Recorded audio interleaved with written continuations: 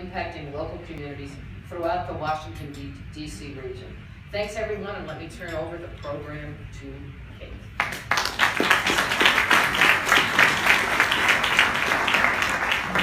Thank you, Linda. Before we get started, I do believe I see Delegate Corbett in the back as well. He was not mentioned, so we're here tonight to hear from the candidates running for the Democratic nomination in Maryland's 8th Congressional District. The race for this nomination began in the spring when Congressman Chris Van Hollen announced he was running to succeed long-term Senator Barbara Mikulski in the U.S. Senate. That left an open race for his seat as representative of District 8. Tonight, each candidate who is sitting up here before you will have the opportunity to answer questions crafted by the Women's Democratic Club of Montgomery County, our host for this evening. The candidates will also answer at least one question. Hopefully we will have time for more from the audience. Each candidate will have 2 minutes for their opening statements. Each will then have 1 minute to answer each of the questions. And if his or her campaign is mentioned by another candidate, 30 seconds for a rebuttal. In the event this happens, I will let that candidate know of his or her opportunity, and they can choose to take that rebuttal. Our candidates will then conclude this evening after all the questions are done with a 1-minute closing statement. Our timekeepers for this evening are Barb Levin and Nancy Holland. Nancy will be providing the signals to the candidates to ensure that every candidate is able to speak to each question. We will be adhering strictly to time limits. The order that our candidates are sitting up in front of you here today is random. These were drawn out of a hat by members of the club. The order then for each question was randomized from there to ensure that each candidate has the opportunity to speak both first and last at least once this evening. Before we get started, ladies and gentlemen, if you haven't already, please turn off or silence your cell phones. No one wants to hear your ringtone this evening. That is enough for me. Our first opening statement will come from Mr. Joanna.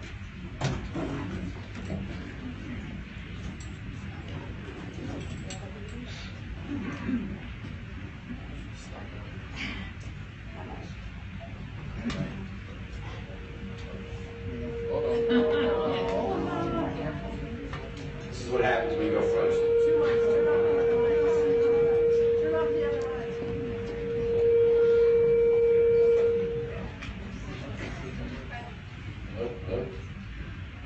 Everyone hear me in the back? Great. Thanks, Keith. I'm just going to stand here. Good evening, everybody.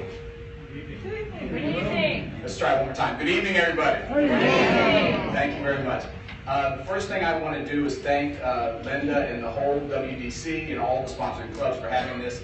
It's really a testament to the democracy and the great activism of our area that we have so many people out here almost 6 months before an election. So I want to congratulate everyone. I want to also ask my mom to stand, who is here with me tonight. Mom, would you stand?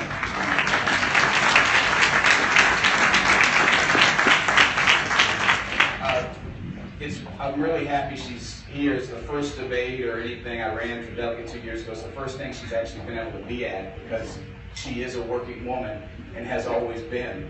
And often these things are held at times when she can't get here. It's also an honor to have her here because she's really the reason I'm up here. She worked her entire life and still does, has a bakery business on the side and works full time. If you're interested, get her card. She's worked her fingers to the bone. For much of our upbringing, it was just her. Born and raised in Silver Spring, we caught 2-3 buses to school and work. She had to deal with me yelling and screaming and complaining. And she really instilled in me the values of hard work, perseverance, and just stick-to-itiveness that I would not have had if she didn't do that. So I just want to thank you, Mom, and say I love you. Her story, you don't have to thank her, you don't have to wrap it up. Her story is emblematic of why we're here. There are a lot of working families, a lot of working women who are struggling in this country right now. They're frustrated with a Congress that seems to get nothing done. They think that special interests, rightly so, that special interests have all the power and make all the decisions. And when we're talking about tonight are issues that affect all of us. Things like paid leave. Things like, am I done? Well, I look forward to talking more about all these issues, and I appreciate you for your time.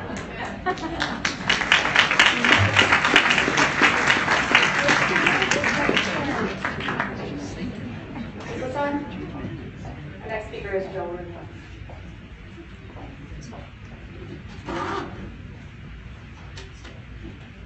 I'll do it. That's great. Hi, good evening, everyone. Thank you to the Women's Democratic Club of Montgomery County and the many other Democratic clubs organized in tonight's forum, and to Kate Alexander for moderating, and my fellow candidates. My name is Joel Rubin. I live down the street in Chevy Chase with my wife, Melanie, the love of my life, right here in the front row. Raise your hand. I have 3 young daughters, and my mother-in-law who immigrated to the United States from Sri Lanka in the early 1970s. I'm active on town committees. My 2 oldest daughters go to public school here in the district, and the 3rd is on the way. I have nearly 2 decades of public service experience, starting as an environmental education Peace Corps volunteer in Costa Rica, to becoming a civil servant in the government, and then a congressional aide, until recently serving as the State Department's chief liaison to the House of Representatives. I'm running for this open congressional seat because this is a precious district that deserves a strong champion with progressive values. One who has demonstrated an ability to take on tough fights and to succeed while doing so. You'll hear agreement from us tonight about progressive policies we all care about, from making our economy fair, to expanding Medicare and Social Security, to protecting our environment, and every woman's right to make her own health care decisions. You'll also hear a lot of discussion about important legislation that has been achieved in Annapolis. These are outstanding achievements, but they were advanced in environments with strong Democratic majorities and a Democratic governor. Today, the U.S. Congress, where all of us aspire to go to represent you, is not. What distinguishes me in this race is my successful track record in advancing progressive solutions while taking on tough fights in this hostile arena, including as a senior national security official. For example, as a Senate staffer, I fought to protect military health care while George W. Bush was in the White House, winning a Congressional Staffer Bipartisan Award. Congressional Staff of the Year Bipartisan Award. Later, I went into hostile territory and stood up to the Benghazi Select Committee, fighting for the security of our diplomats. Thank you, Mr. Rubin. I look forward to speaking with you tonight. Thank you.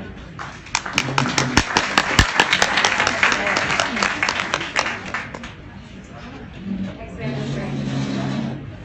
Good evening. I'll introduce my wife later.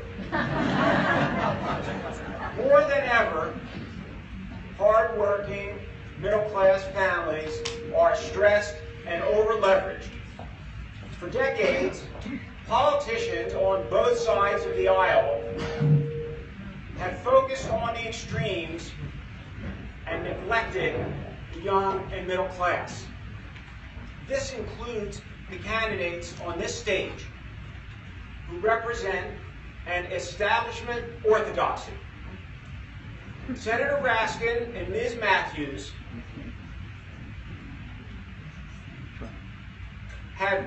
represent a point of view, a narrowing point of view, which has neglected the needs of 1/2 of the families in this district and across this country. By only supporting establishment prescribed positions, they neglect the needs of half of the families. And they fail to develop solutions that will alleviate the frustrations of these families. I am a husband, a father, and a stepfather who has lived with these real challenges in the real world. And for much of my professional life, I have taught, researched, and written about these real issues. And I have also advocated successfully for the past 11 years in 20 state legislatures. The centerpiece of my campaign is a unique national family policy that would provide opportunity and choice for all American families. My family plan provides an option of either paid parental leave plus child care support or paid parental leave plus a tax credit for stay-at-home parents. Thank you.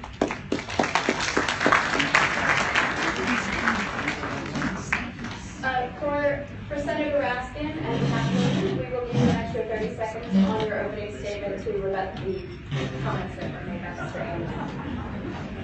I feel slighted that I wasn't criticized.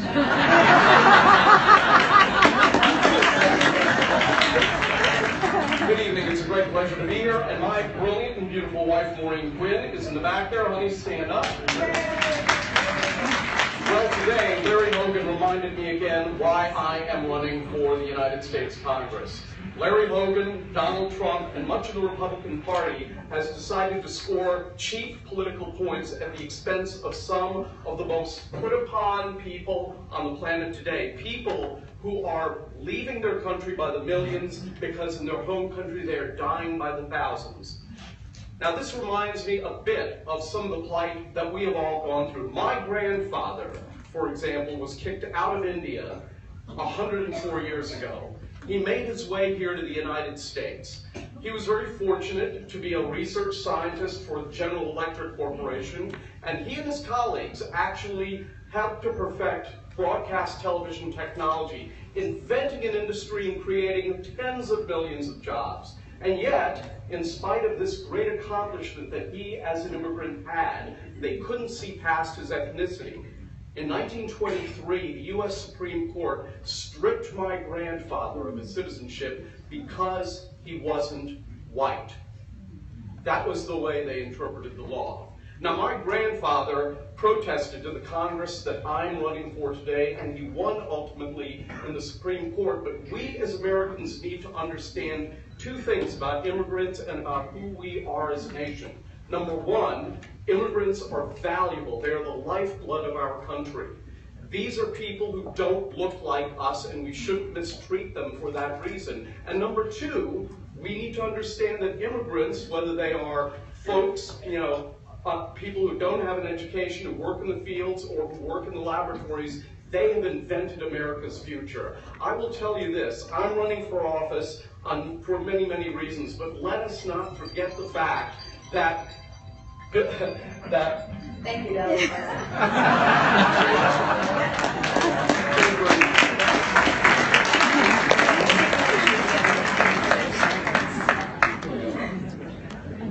Delegate Soldier. Thank you all, Women's Democratic Club, all the other clubs, and everybody who decided to come here tonight. This is the best of Montgomery County, when we have this kind of evening, where you give us the opportunity to stand before you and tell you why we are running for office and why we want you to cast your vote for us. We want you to see if we're qualified or not. So I am going to briefly, hopefully by the end of the night, you'll get to know a little bit more about who Ana Soles Gutierrez is. Many of you know me. We fought battle since I was first elected onto the school board to make sure that we had educational equity. Way back, 1990 was when I was first elected, and I became the first Latina ever to have held office in Maryland. That seems like it's impossible today, but yes, I was the first Latina to run for office, and I've been running since then. I've been running, also served now my 14th year at the state level as a state delegate. But many of you know that already. What many of you don't know is that in the meantime, I was working hard. I was a single mom with 3 kids. My youngest kid, when I divorced, was 5 years old. He just turned 40 and has made me a proud grandma of 2. I am a proud grandma of 6. So as I was raising my 3 kids, my 3 boys, I was also a professional engineer. That's who I am. I'm a chemist and a professional engineer, and I work for all very large projects. NASA, I have code on the Hubble. This little Latina, this little immigrant, this little Salvadoran has not been standing still. I've been working hard, and I've been preparing myself for this opportunity to serve you. Thank you.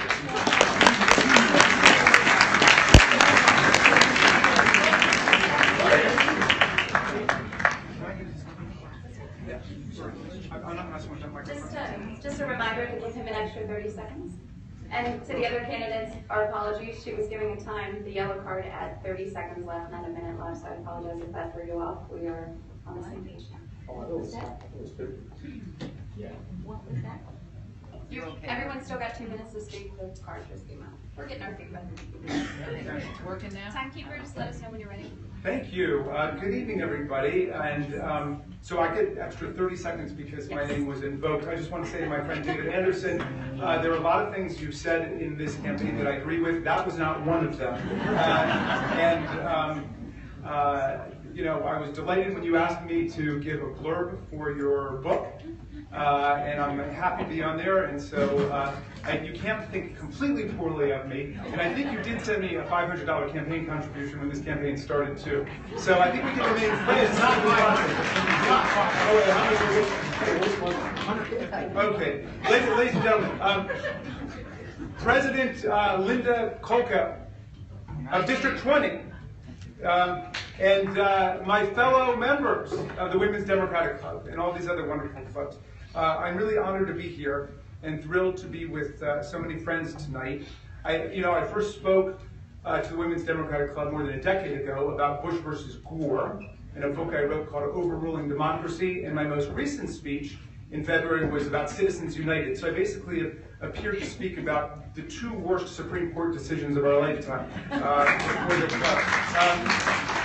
But I can't count the number of little campaigns we worked on together, and nobody works harder than you do and the members of the great political clubs of the Democratic Party in Montgomery County. So I've lived here most of my life. I am married to Sarah Bloom Raskin, who is here in the House, the Deputy Secretary of the U.S. Treasury Department. We have 3 kids. One of them, I believe, has surprised me, is Hannah Raskin up here. Hannah, say hello if you are. For 25 years, I've been a constitutional law professor at American University. And for the last 9 years, I have represented Silver Spring and Tacoma Park in the state Senate. The reason I've been endorsed by Attorney General Brian Frosch, State Senator Susan Lee, State Senator Karen Montgomery, the Sierra Club, and 7 past presidents of the Women's Democratic Club is because they know I'm not only a diligent constituent service who gives everybody my cell phone number, but I am a relentlessly effective legislator who will not quit until we get the job done. In the last 9 years, the General Assembly has enacted more than 100 bills I introduced. I introduced and saw to pass. Chairman of the Montgomery County Senate delegation, I organized everyone to back the increase in the minimum wage, and we passed that. I led the successful floor fights to pass marriage equality, to abolish the death penalty, and to pass the Second Chance Act. I'll have a second chance later to finish talking.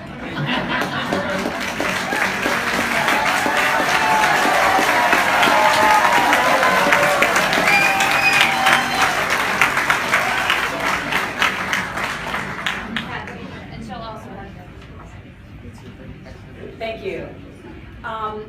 Thanks to the Women's Democratic Club, and thanks to all